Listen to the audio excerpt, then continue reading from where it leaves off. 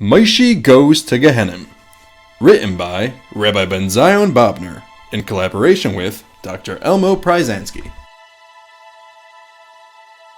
This is Moishy.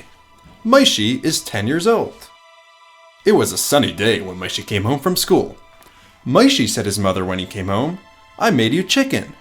Moishy hated chicken. It was his worst dinner. Moishy didn't say anything. He didn't want to be Iver Kibbut Ava Aim. Moishy tried to eat as much chicken as he could without complaining. When most of the chicken was finished, Moishy tiptoed to the garbage and threw out the rest quietly. Moishy didn't want to embarrass his mommy. Uh-oh! Moishy just did the Avera of Baal Tashris. The next morning, Moishy didn't wake up. "Wake up, Moishy," said Mommy.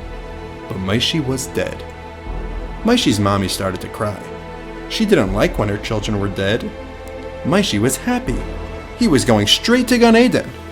At least that's what he thought. After a long trip, Moishy's neshama arrived in Shemayim to be judged. Moishy wasn't nervous. He knew he was a good boy.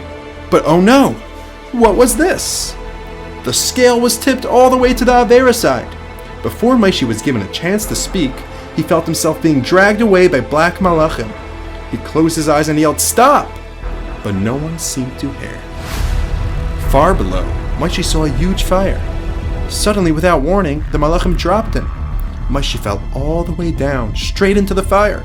Moishy didn't know what to do. His mommy always told him to stay far away from fire. This didn't seem safe.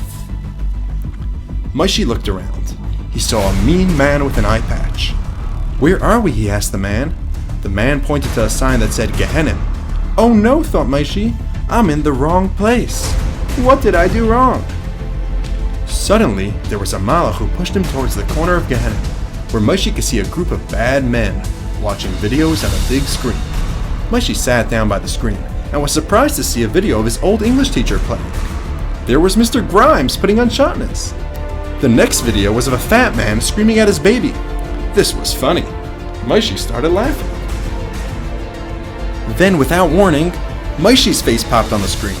It was a video of him throwing out his chicken on his last day on Earth. All of the men started laughing. The fat man who had yelled at his baby laughed the hardest. Moishy closed his eyes shut, hoping that when he opened them the terrible video would be over. But no, it kept playing over and over. The men laughed and laughed.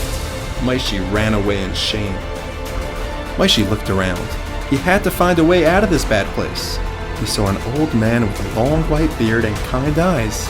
This was his chance. "Can you help me get out of here?" he asked the man. The old man lifted his wrinkled finger and motioned him to come closer. Moishy took a few eager steps forward. Suddenly, the man's kind eyes went wild. He drew his finger far back and poked Moishy repeatedly in the neck. Hard. Moishy fell to the floor, but the old man wasn't done. He began to spit at Moishy furiously, each drop of saliva burning holes in Moishy's skin. Then, without warning, his face relaxed back into a wide smile. "How are you feeling, my son?" he asked while caressing Moishy's cheek. His palm was as hot as coals, and his fingernails dug deep into Moishy's skin. "You should know," the man leaned close, "that I too threw out chicken when I was about your age." Moishy could smell his breath. It reeked of rotten fish. "At first, I thought I could try to run away, but pretty soon I realized that once you come here, you're here to stay." At that, the old man began to cackle hysterically.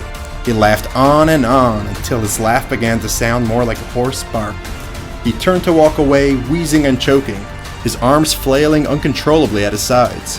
Moishy watched in shock. Too late, he realized he should never have thrown out the chicken. He realized now he would be here for a very long while. Once you come here, you're here to stay. The end. Moishy Goes to Gehinnom is an in-depth story of a young child's visit to hell. In this book, your child will learn necessary traits such as responsibility, consequence, and atonement, all explained in an easy-to-understand manner. Step into Moishy's shoes as he rejects his supper, has an untimely death, and finds himself in the ultimate punishment of which there is no escape. This never-yet-explored topic is finally brought to you in a child-friendly, thought-provoking manner suitable for children and educators alike. Gripping, a book like no other. Selig. I just read it. I strongly encourage any well-meaning educator to read it. Elp Gissinger. Awarded Book of the Year by the Dr. Rhubarb Screwbob Foundation. Other great titles written by the authors. Yankee and the Man. Yankee loves the missionary. Moishy as a Geisis. Moishy as a Dybbuk. Zanval as toxic Mitos.